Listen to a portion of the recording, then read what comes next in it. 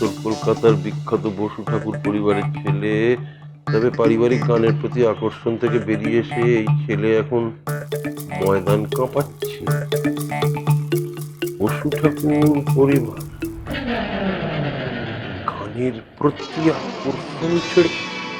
এই নন্দিনী, এই নন্দিনী, শোন শোন শোন শোন শোন, ডাক ডাক ডাক ডাক। এই ছেলেটা বসু ঠাকুর পরিবারের ছেলে রে। আরে বসু ঠাকুর পরিবার, যে পরিবার থেকে তোর জন্য আদ্যিকালের হারমোনিয়ামটা আমি আনালাম লাখ টাকা খরচা করে।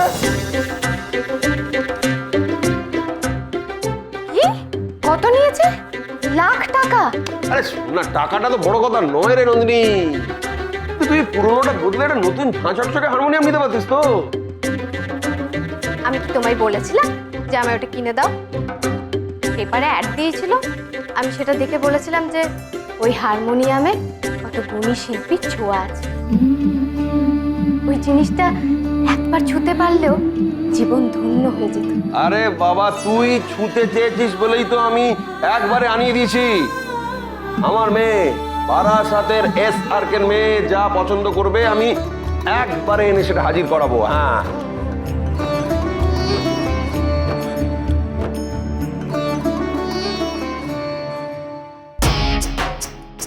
ছবিটা কিন্তু বেশ উঠেছে। তোমার যদি পছন্দ হয় দিদি ভাই, তাহলে একেই জামাইবাবু করে আনা যায়। একটু হাব ভাব আছে, কিন্তু দেখতে কিন্তু বেশ হিরো হিরো। আচ্ছা তবে রে, হ্যাঁ আজকে আমি আরে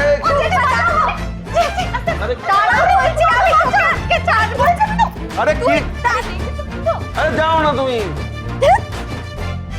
একটা আনকালচার ফ্যামিলি, আনসোশাল সবাই, এরা আবার কালচারের বড়াই করে। হা করে দাঁড়িয়ে দাঁড়িয়ে দেখছেন সবাই, তাই তো? আপনাদের ছোট ছেলে আমার মুখের মধ্যে ওর বল ছুঁড়ে মারলো, আর আপনারা সবাই দাঁড়িয়ে দাঁড়িয়ে মজা দেখছেন। ডিসকাস্টিং।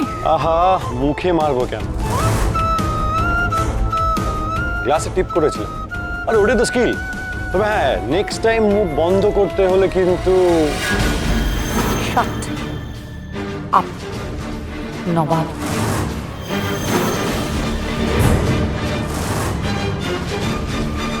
কেউ একটা বাড়িতে ঘুমোতে দেয় না। কে রে? আর একজন পার মাথা। আমার মনে হয় গলাটা টিপে দিই। বৌদি, এই শোনো, তুমি ঘরের মধ্যে বসে মাতলামো করো বা তোমার বউয়ের সাথে চোটপাট করো, তুমি আমার উপরেও। তুমি এত চেতে আছো কেন? কে চটালে তোমায়?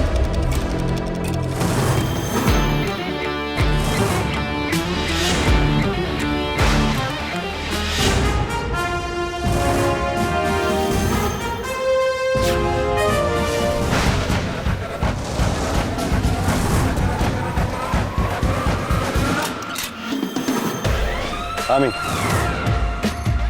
বড় বৌদির মাথা আমি গরম করি, যা দেখ মিশতে ভাই। তোর মাথা ঠান্ডা করার জন্য জলটা আমাকেই ঢালতে হবে।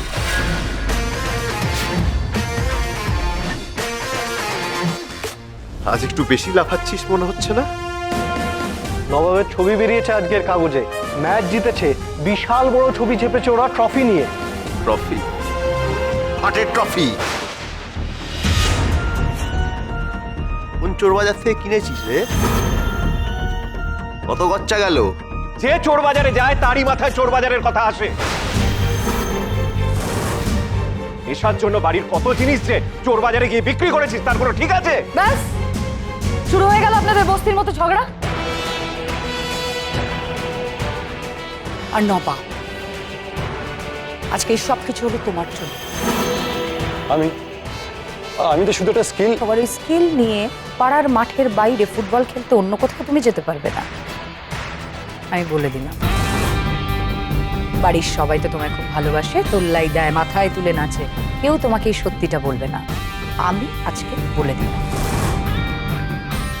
মিলিয়ে নিও।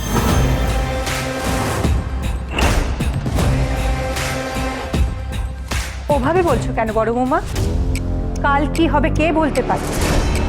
কাল হয়তো নবাব কোনো বড় ক্লাবের হয়ে খেলবে, দেশে বিদেশে যাবে, বড় হোটেলে থাকবে।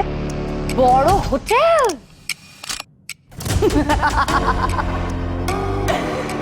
বড় হোটেল? বড় হোটেলে না মা, এরকম আনভূত ছোট লোক প্লেয়ারদেরকে এন্ট্রিও দেয় না।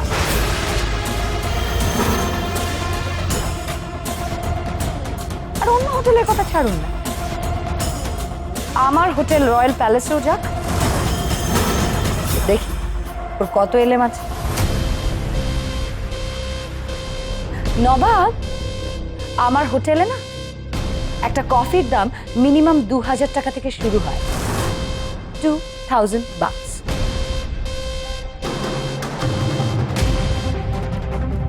চ্যালেঞ্জ করলে তো বড় বৌদি। ঠিক আছে, তোমার হোটেলে কফিটা রেডি রেখো, স্কিলটা ওখানে গিয়ে দেখে আসবে, কথা দিলাম। মিলিয়ে নিও।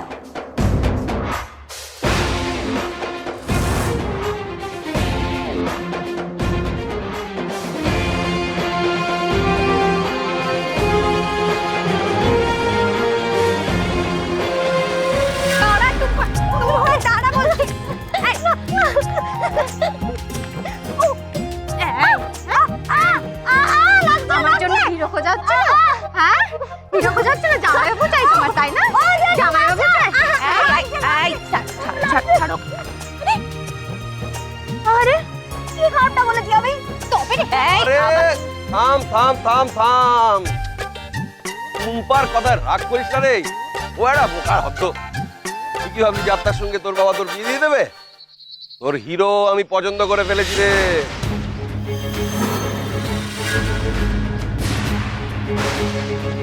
কি পছন্দ করেছো মানে? তোর সম্বন্ধ আমি ঠিক করে ফেলেছি। ঠিক যেমন বলেছিলাম ঠিক তেমন ছেলে জোগাড় করেছি, একেবারে বিদেশ ফেরত।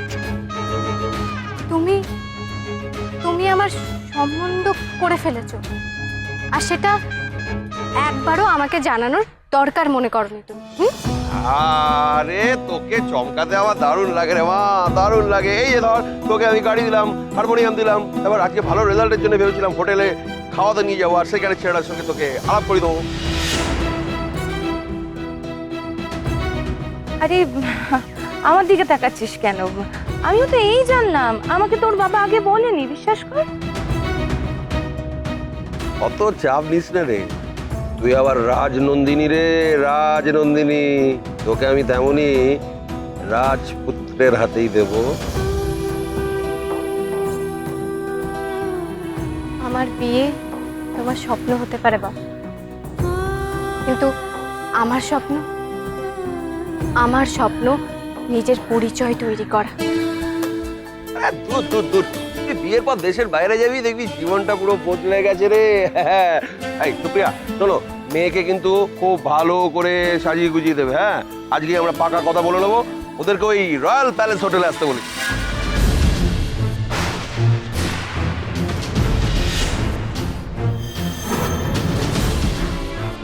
Royal palace hotel? হ্যাঁ, ওখানেই চাকরি দিচ্ছিল না তোকে? আজ ওখানে গিয়েই তুই অর্ডারের পর অর্ডার করে যাবি খালি। ঠিক সময় সাজিয়ে দিও কিন্তু। হ্যাঁ,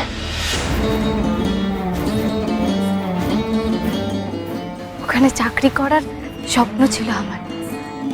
যাবো যখন, ওখানে আরেকবার সিভিটা ড্রপ করে দেবো, দেখি না কি আছে কপালে। কিরে, কি ভাবছিস? আমি বাবাকে কষ্ট দিতে চাই না মা, কিন্তু কিন্তু তুমি তো জানো আমি নিজের পায়ে না দাঁড়িয়ে বিয়ে করতে চাই না।